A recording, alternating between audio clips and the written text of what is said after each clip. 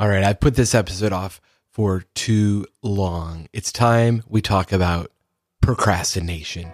This is The Next Simple Step. I'm Paul Goldsmith. Well, in fact, I've talked about it before because I think it's one of the more universal struggles. I certainly deal with it, putting off things that I know I ought to do, but just never get around to.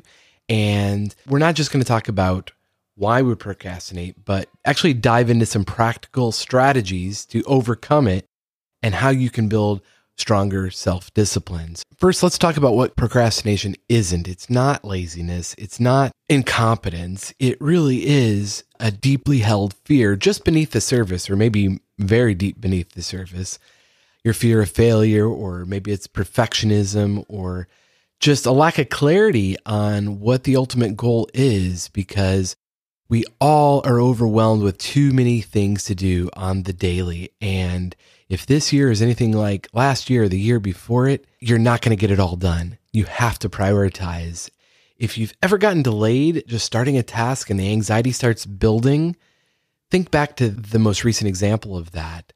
Was it because the issue was too big, or you were just too busy, too distracted to really focus on it? If you really want to tackle this once and for all, I'd encourage you to take the next simple step. The first step is to identify what's triggering you. What is making you procrastinate? Is it fear of the unknown, or fear that you'll let yourself or somebody else down, that, it didn't work out last time, so it won't work out this time, that you don't have enough, that you're not enough? Whatever that is, that fear that it produces, this is important to really drill down and figure out what that is, because that's half the battle.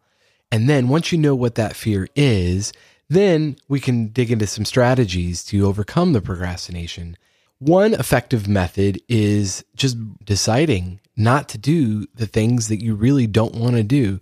Maybe you were putting pressure on yourself to do something that somebody else wanted you to do, but it's not really your thing. So that's okay. You can just decide that that's not for you.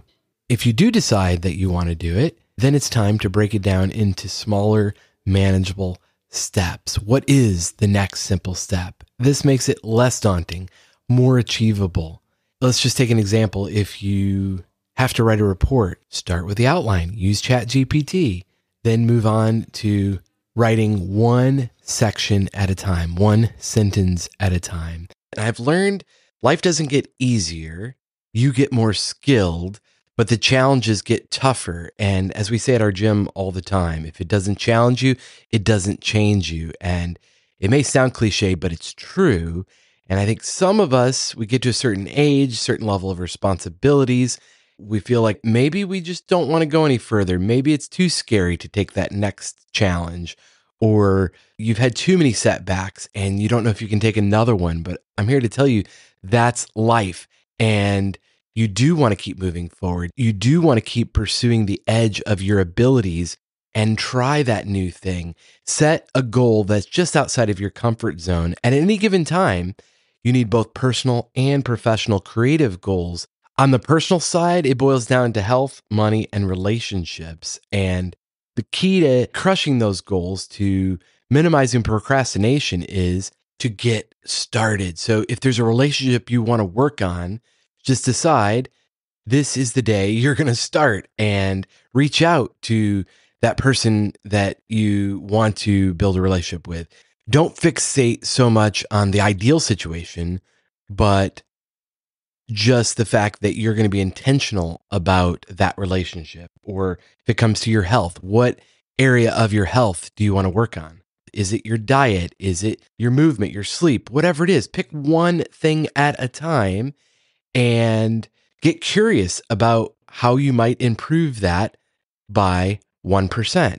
And after you figure that out and achieve that level, then what's the next step? What's the next percent?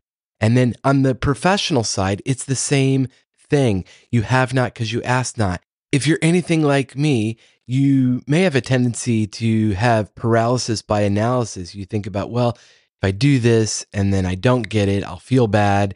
Or what if they judge me for asking? And you do all of this analysis in your head, and it just creates inertia. You can't get moving. And so the best advice I can give to you is just go for it. What's the easiest way to get into the pool is jump right in.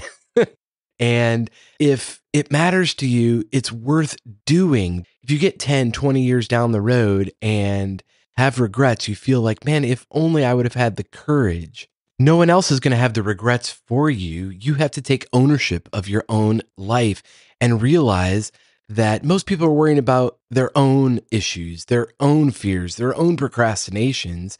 And once you realize that it really is choose your own adventure, let's go.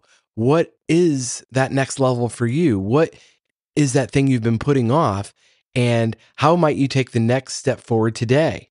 You can do this. And if you need accountability, if you want some support, feel free to reach out. I'd be happy to help.